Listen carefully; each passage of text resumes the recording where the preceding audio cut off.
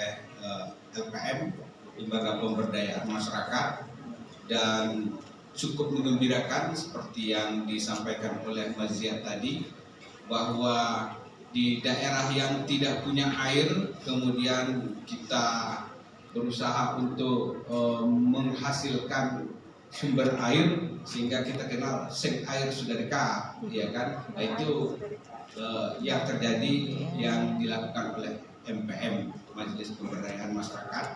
Nah, kemudian ada yang sangat spektakuler sekarang namanya MDMC, Muhammadiyah Disaster Management Center. Ada daerah-daerah tertentu yang anti Muhammadiyah, kami tidak mau menerima bantuan Muhammadiyah, tetapi kami terima bantuan MDMC. Nah, dia tidak tahu bahwasanya MDMC itu juga Muhammadiyah. Banyak juga itu yang di daerah-daerah Surabaya tidak mau masuk ke Universitas Muhammadiyah, hanya masuk kepada Universitas Ahmad Dahlan. Atau ada juga tidak mau masuk Universitas Muhammadiyah, hanya mau masuk Universitas Hamka. Nah, tapi itu Muhammadiyah. Terus nih kita menggunakan ini pertama supaya tidak ketinggalan poin. Nah, model-model dakwah kita ada namanya gerakan dakwah jamaah dan jamaah dakwah. Nah, inilah esensinya sebenarnya dakwah komunitas yang kita kembangkan itu. Jadi gerakan dakwah jamaah dan jamaah dakwah. Nah, kemudian ada dakwah kultural. Nah, ini yang disampaikan oleh Pak Syafiq bahwa dakwah Muhammadiyah itu jangan dihukum kemudian dikatakan ini dakwahnya Wahabi, tapi Muhammadiyah juga menerima dakwah-dakwah kultural itu, Pak MUI. Jadi sesuai dengan prinsip apa yang ada pada lokal, ada kearifan-kearifan lokal, tidak resisten terhadap apa yang ada, tetapi tetap memelihara pemurnian akidah. Nah, kemudian ada dakwah komunitas. Nah, inilah dakwah komunitas yang dikembangkan, yang menjadi putusan muktamar kita. Nah, LDK melaksanakan dakwah khusus. Nah, kita mengharapkan ada distribusi tanggung jawab sebenarnya di dalam perserikatan ini. Kalau dakwah khusus, ini penyediaan SDM, rekrutmen SDM, kemudian mapping lokasi dakwahnya, ini pada pusat. Karena ini adalah komando. Sentra komandonya itu ada pada PP.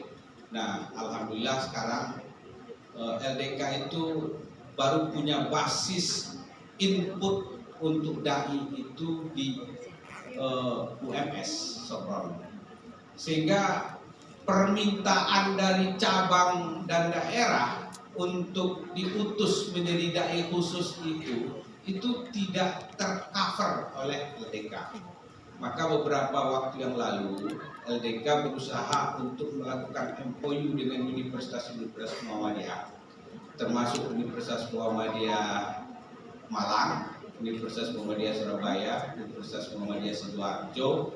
Bagaimana FAI-nya itu nanti bisa menjadi dai-dai yang akan direkrut oleh LDK, dan mudah-mudahan nanti juga di UMSU, Mas Korif, kalau bisa nanti bisa langsung MOU, ya, sehingga nanti dai kita lulusan kita itu bisa nanti diangkat menjadi dai LDK.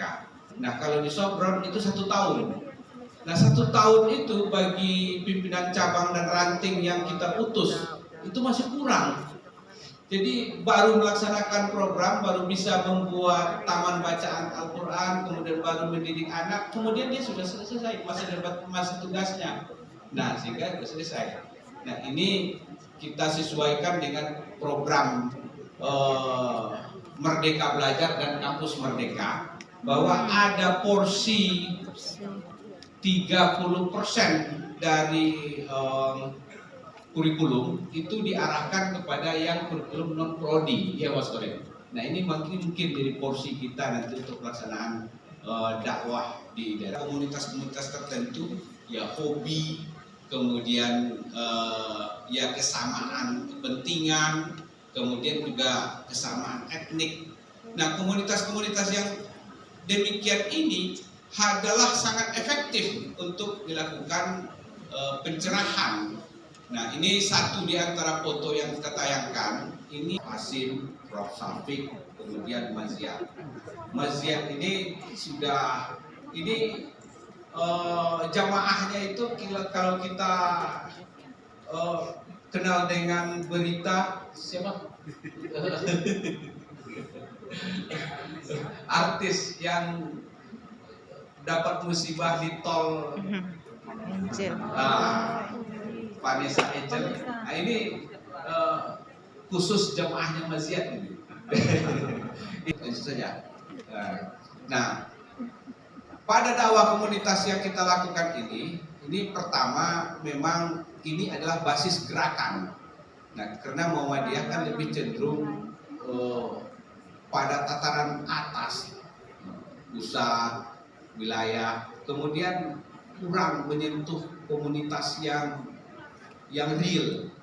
Nah, ini yang perlu disegarkan kembali dalam bentuk dakwah komunitas. Tetapi kalau kita lihat hasilnya, hanya beberapa wilayah yang fokus untuk gerakan yang seperti itu. Alhamdulillah, kita yang paling fokus dakwah komunitas itu adalah Jawa Timur. Ini mungkin karena wilayahnya Pak Safik mungkin, ya, makanya dakwah aktivitas dakwah komunitasnya bagus.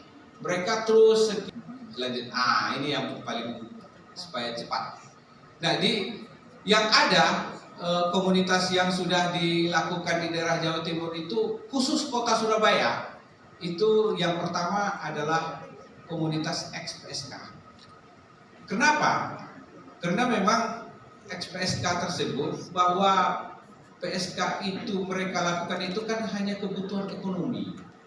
Nah, tetapi setelah mereka tidak melakukan itu lagi, mereka kan mengalami kegalauan karena tidak ada pekerjaan. Nah, di sanalah Muhammadiyah hadir untuk melakukan pemberdayaan, memberikan keterampilan kepada mereka untuk bisa melakukan pekerjaan-pekerjaan khusus, dan juga memberikan mereka itu lapangan kerja, menyalurkan ke tempat-tempat kerjaan resmi, kemudian memberikan hak-hak sipil terhadap mereka. Ini yang terakhir, bahwa kesimpulan kita bahwa dakwah itu perlu kita sesuaikan pendekatannya dengan kebutuhan dan situasi yang efektif. Karena apa? Karena substansi dakwah tidak akan berubah, ya, bahwa risalah, kemudian risalah ini kita berikan dalam bentuk hidayah. Nah, kemudian pada akhirnya terjadi pencerahan, dan kemudian kita lakukan dengan hikmah, wal mau'izatul hasanah wajadilhum billati ahsan, tetapi kemasannya kita sesuaikan dengan kebutuhan zaman. Nasrul minallah wa fatuh.